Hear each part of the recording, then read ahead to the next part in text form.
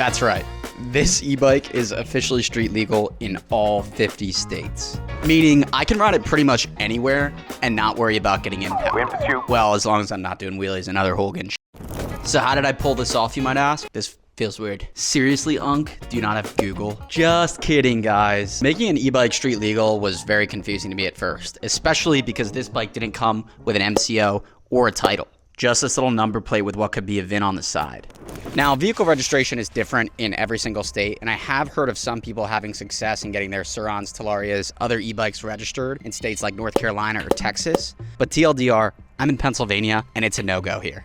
So after giving up on the dream for a little bit, I started doing more research and eventually found Dirt Legal. Basically, Dirt Legal is an optimized way to get anything street legal. So it could be side-by-sides, cars, dirt bikes, even ATV. Even if you've got no title, lost the title, or even imported a vehicle. Essentially, they use states like Montana where out-of-state people can register vehicles under an LLC and there's no in-person inspection required. And they can get you a legit title that is 100% legal, no funny business. So here's what I did. I bought the Montana Street Legal Registration Kit for an e-bike. This cost me $699. Now I also needed to create an LLC. I could have done it myself, but I just had Dirt Legal do that. Just the registration cost me $699. The LLC portion cost me $299. So a grand total of $1,000. A few days later, I got a checklist of all the necessary documents that I needed to complete to actually get this bike street legal. And before we proceed, yes, you could absolutely do the Montana route yourself, doing the LLC, shipping in all your docs, but that takes a lot of time and it's very tedious, and I wanted just a simple process. I also wanted to make sure that it was all above board and I didn't accidentally do anything illegal. So let's go through what you need real quick. First off, if you don't have a title or an MCO for the bike, you'll need a bill of sale. So yeah, I sold my RTR to my buddy and he sold it back to me. Next up was the power of attorney form. This basically lets you act as an agent of the LLC that your bike is registered under. You just need to sign it and get it notarized. I used notarize.com because I wasn't about to go sit in a notary office and it cost me $25. Then comes all the photos, super easy. I just took a photo of the front of the bike, the rear of the bike, the side of the bike, the other side of the bike, the VIN, the odometer, and my driver's license. Easy peasy. And now for the hardest part. The VIN inspection. This one railroaded me for a bit because I actually was initially trying to get my old Talaria XXX street legal and I just could not get any cop to inspect it. In PA, if the bike is 2011 or newer, a law enforcement officer has to physically verify the VIN on your bike. It took me 4 different police stations before I found someone willing to help. Philly cops wanted nothing to do with it as they kind of thought it was sus because it is a Montana form. But I was luckily able to find a small town police department that filled it out for me with literally no question, which was crazy. Shout out that detective. Once you get that done, you'll also need a photo of the officer's badge and business card. Now, once I had all the docs done, I just uploaded all of them to Dirt Legal's online portal, except for the VIN inspection form and the bill of sale. Dirt Legal sent me a prepaid shipping label to mail those items to them specifically. So to emphasize, bill of sale and Montana VIN registration form have to be mailed. They cannot be uploaded online. So once I got all the docs mailed and submitted, it was on October 21st, and I literally had my plate and registration on November 3rd. So super quick turnaround. The title I do not yet have, but it should come in the next 3 to 4 weeks. And this will be a legitimate MC motorcycle for road use title. Now, the last thing I did, you technically don't need insurance on a motorcycle in Montana, but I got some anyways. Dirt Legal has some referrals for unique insurance companies that deal with these sort of unique vehicles. I got a quote, it was $390 for the year, which isn't super cheap, but I have insurance that I can produce to an officer should I get pulled over. All in all, it was honestly pretty easy. The hardest part, like I said, was just getting the VIN inspection form because I pulled up to a police station, pulled my bike out of the van, gave the form to a cop, and he had to fill it out. He basically just looked at the side of the bike, made sure the bike wasn't stolen, did a quick search, and verified the VIN that I was claiming was in fact the one that was on the bike. So all in all, pretty simple. You just have to find a chill cop. Now, since the bike is just Montana legal, it has to follow Montana regulations. So to be legal in Montana, you need headlights, taillights, brake lights, reflectors, a horn, and DOT approved tires, most of which I now have, which I'll show you right now. While Montana's pretty lax on what they require, I wanted to go above and beyond just to make sure I was safe. So first thing I put on was the Electron Co 12-volt headlight kit. The kit is stored under the seat and it comes with a bunch of extra plugs. This is important when we talk about our taillight, turn signals, and horn. So the whole system runs off of this one switch. This switch turns on the headlight and it turns on the taillight. Now the taillight you can turn on and off with this button here on the bars. This is from Ampere and I have a whole install video, last video, on all of these parts. But we have the taillight, which goes on the rear. It doesn't technically have a brake light, which in theory it should, but it doesn't currently. You could wire one if you wanted, but we have turn signals. So this is left and this is right. In the front, We also have turn signals. I wanted to put them on the fork legs, but they couldn't reach, so now they're just on the side. Montana doesn't necessarily even require turn signals, but I wanted to do them on the front and the rear just to be safe. We also have a horn, which works super well. We've just got it stuck right up under here, and it's good to go. Lastly, we've got a mirror, just a single bar end mirror from Amazon. I'll link that below. But this has everything. So it looks the part, and it actually is the part to ride legally on the street. The only other thing we're missing is technically a license plate light. But one thing I did want to have is if I was riding trails or like bike trails where maybe I don't want this to be shown, this is super easy to remove. So I just have a magnet on the back of the bike and on the back of the plate. So I can clip it on. We're good. We're legal. Take it off, and we're just another e-bike. Quick break in the video to thank today's sponsor, Yeesole. If you're like me, finding time to hit the gym and most importantly, get your steps in can be a hard time. That's why I've been using this Yeesole TS3 Plus treadmill. It gives a full training experience in the garage. This thing is built for fun cardio. It's got a massive 21-inch rotating HD display with Bluetooth speakers so I can stream YouTube, Spotify, or even Peloton classes. And with 10% auto incline, it actually feels like you're climbing hills. Perfect for realistic workouts. And when I'm done, it folds up in seconds and fits right up against the wall. It's perfect for small apartments or anyone short on space. Now, I've never actually thought about buying a treadmill, but if I did, I'd definitely consider this because this is a great screen, the speakers work well, and I can just watch YouTube while I walk. That's pretty sick. And if you're into Peloton and all that other crap, you can also do that. But there's one last thing I want to try. Whoa. Yeah, it's a little too big. So if you are looking to ride your ETM RTR on it, that might not work. This treadmill gives you premium performance and entertainment for a fraction of the cost of other treadmills. Click the link below if you're interested and save on yours today by using my code. All right, time to ride. Hopefully that doesn't fall off. First test today. Also something interesting, a quick fact for y'all. These look very similar, don't they? That's right. Dirt Legal and Grid Shift are actually sister companies. Not sure if you guys knew that, but Grid Shift sells all the surround stuff, e-bike stuff. This headlight's from Grid Shift. But yeah, Dirt Legal and Grid Shift, sister companies. Pretty cool. All right, let's turn on the system. Headlight, tail light. Let's freaking go. Onto the streets we go. Use our turn signals. Woo-hoo-hoo! Of course, we're rocking this 72-volt 45 amp hour touring battery for this high-speed road stuff. It's funny because I feel like I technically shouldn't be out here right now, but I'm technically legal. Guys, this bike does have registration. I got it in my little bag here, so it's registered, licensed, insured. So this is all legal now, which is nuts. It's also freezing cold in the Northeast now. It's like 40 degrees today, so very chilly, but can get pulled over, and in theory, I should be okay.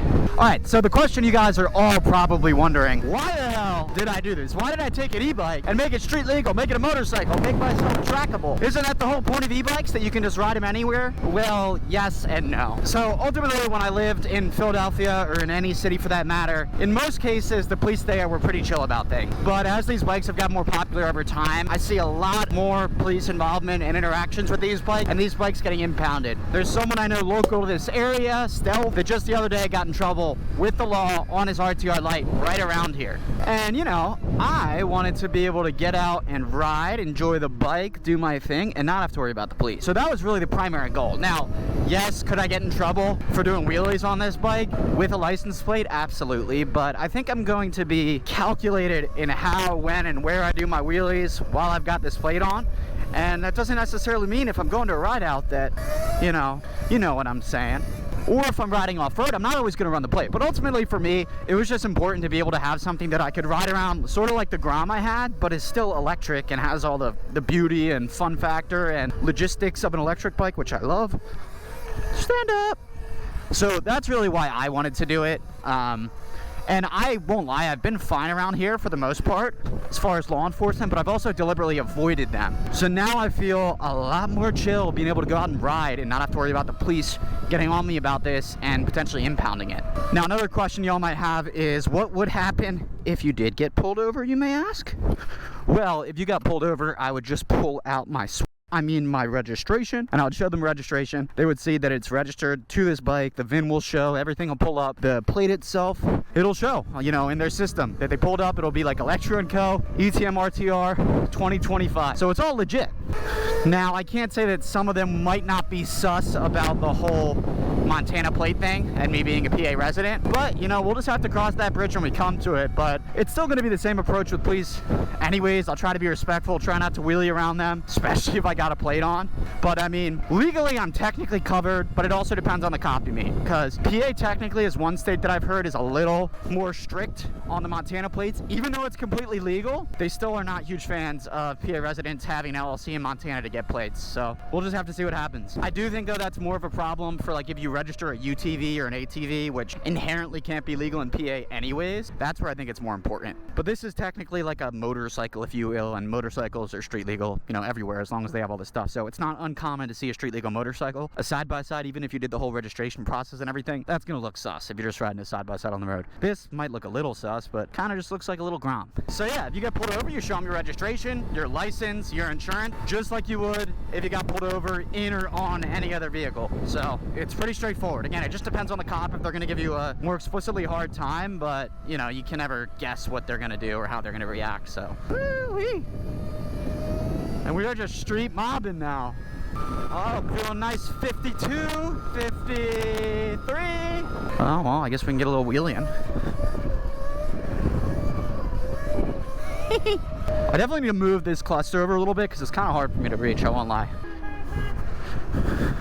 That guy beeping at me. Oh, the beautiful Hershey, PA, guys. Look, there's Hershey's. I guess one of the chocolate factories. Another question you might have is, what if you want to transfer the Montana title and tag into your home state? From what I've heard, you can do that. It is registered under an LLC, though, so it's a little bit unique. I think it's probably a little weird if you, as the owner of the LLC, then sell it to yourself out of the LLC. You're probably better off if you want to get the tag and title into your state if you maybe sell it to a buddy. Like, I might sell this bike to my buddy, have him get it registered in PA title, and so on, and then I'll have him sell it back to me. I'll get a PA tag. So that would be a workaround, but I'm not even that inclined to do that right now, because then you are subject to the Pennsylvania inspection, you know, taxes and so on.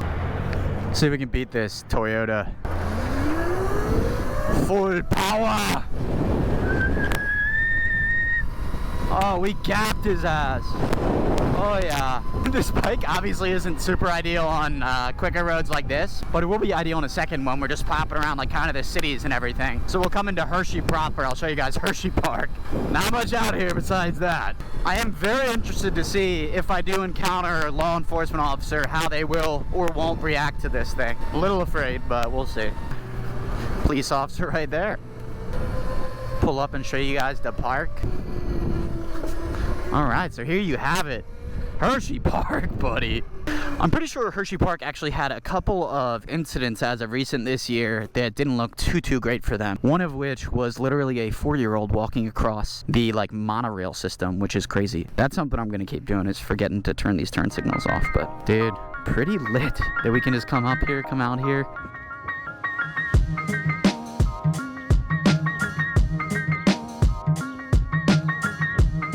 This seems as good a spot as any to get some circles in. Oh, very slick. Oh my god, that is like so slick. Yeah, all in all, the dirt legal process was pretty dang easy.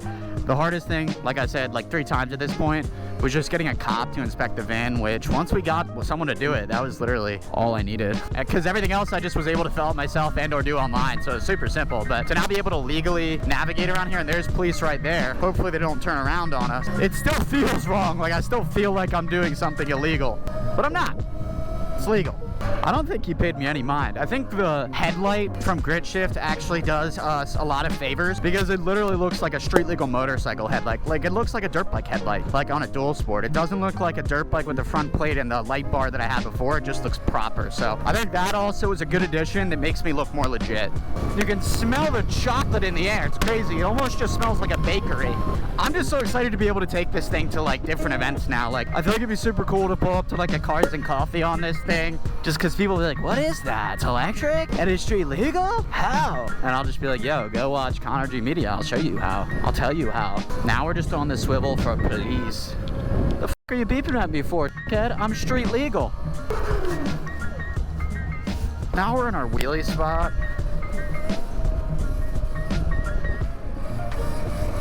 Oh, I'm sliding off. My pants are sliding down.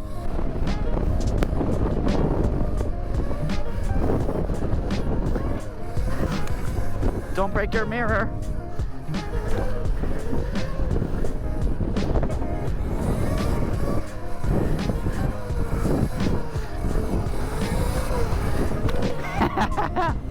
Oh, I love this bike. I'm gonna love it even more with that new controller. Rip the friggin' roundabout, baby!